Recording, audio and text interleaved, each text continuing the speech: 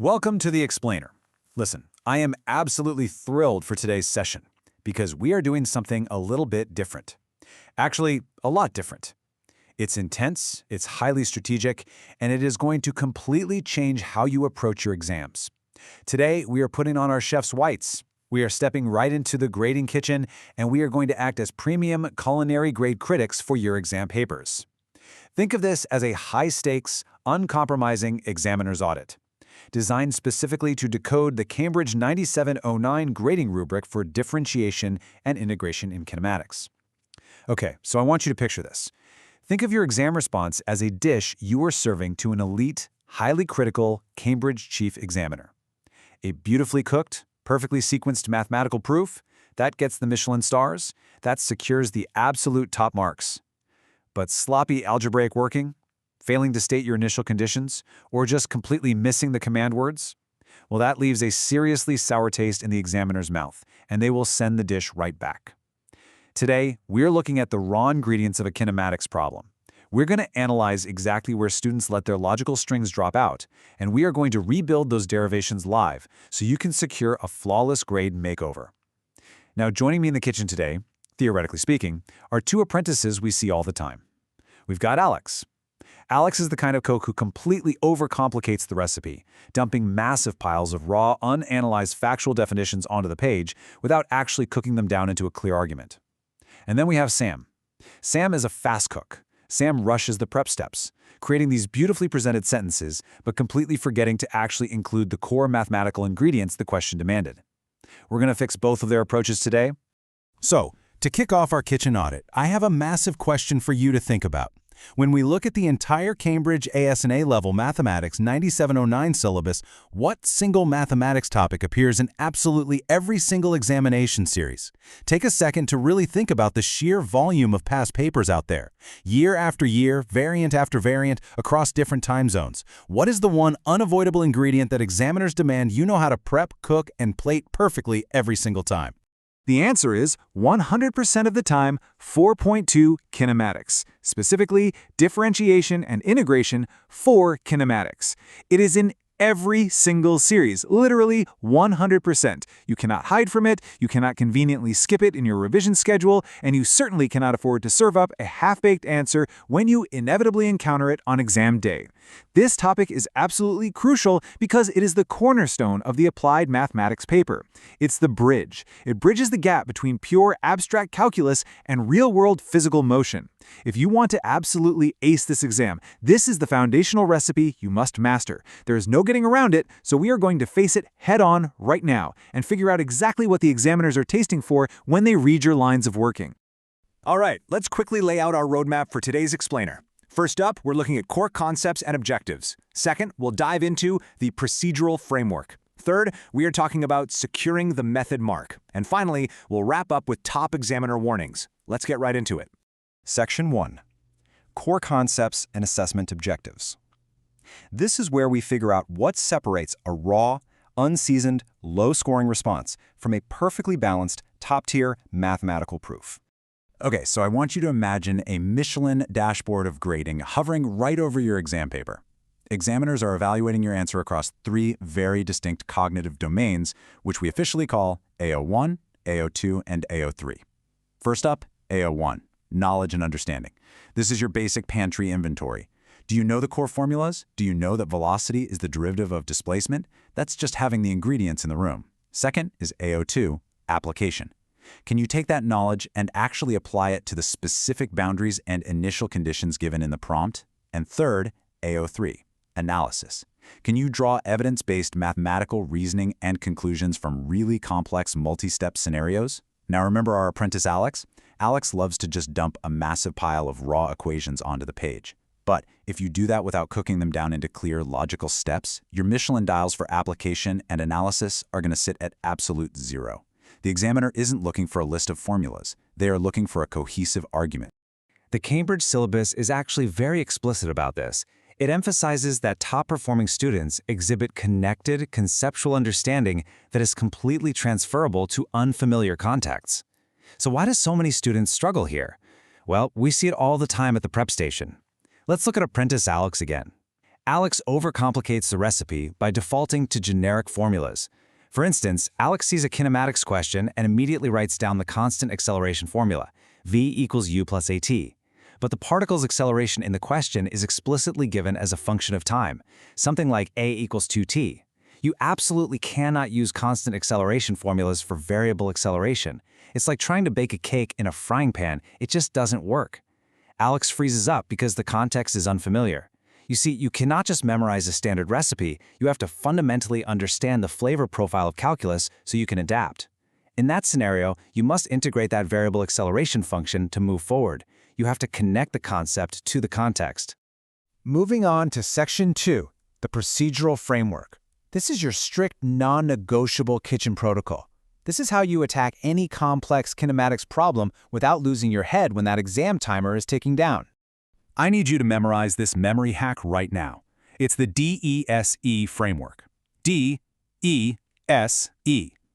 Deconstruct, extract, select, execute. Let's break that down. First, deconstruct the question. What are the actual command words? Are you being asked to find, show that, or evaluate?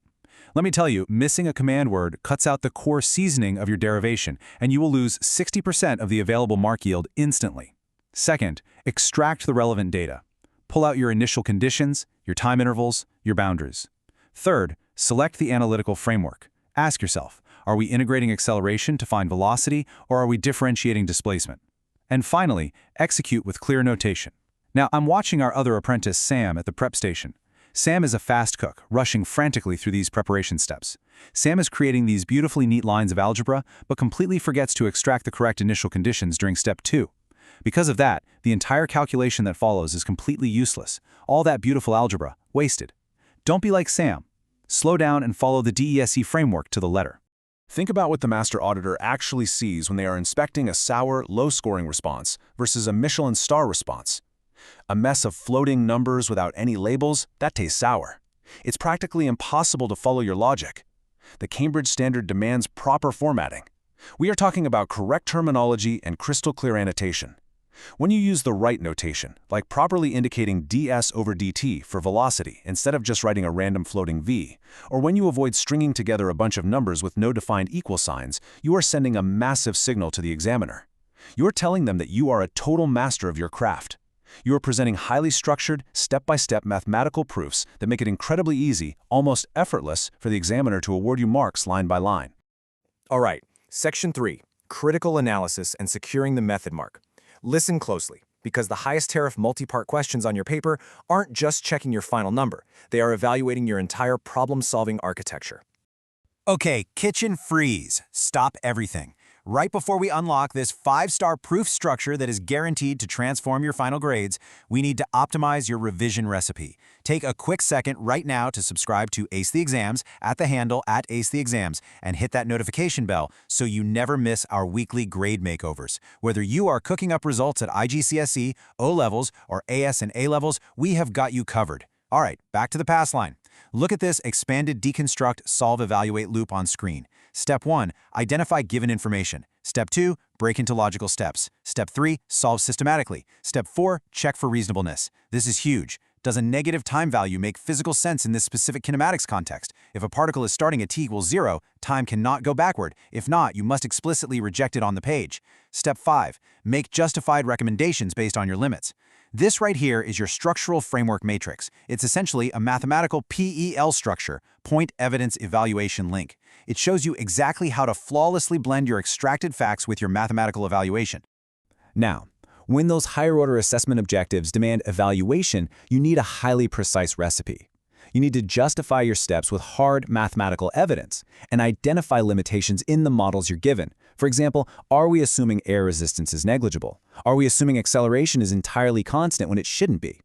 It's time for our first interactive viewer taste test arena. Challenge 1 is the visual ingredient scam. Imagine a really complex velocity time graph is on the screen right now. You have exactly 60 seconds on the clock in your head. Can you extract the single highest value data trend? Is the area under that curve representing the total distance traveled or just the displacement? You have to know the difference. If you don't use a structured analytical framework to evaluate the limitations of that graph, like, say, wrongly assuming constant acceleration when the line is clearly curved, your evidence links instantly drop out. Your final calculation is left completely raw and undercooked, and the examiner won't award the marks. And this brings us to the absolute ultimate revelation of today's entire audit. I want you to read this quote from the examiner alert incredibly carefully. It says, "Students lose marks by not showing working. Even if your final answer is wrong, method marks can save you." Guys, this is the method mark strategy in its purest, most potent form.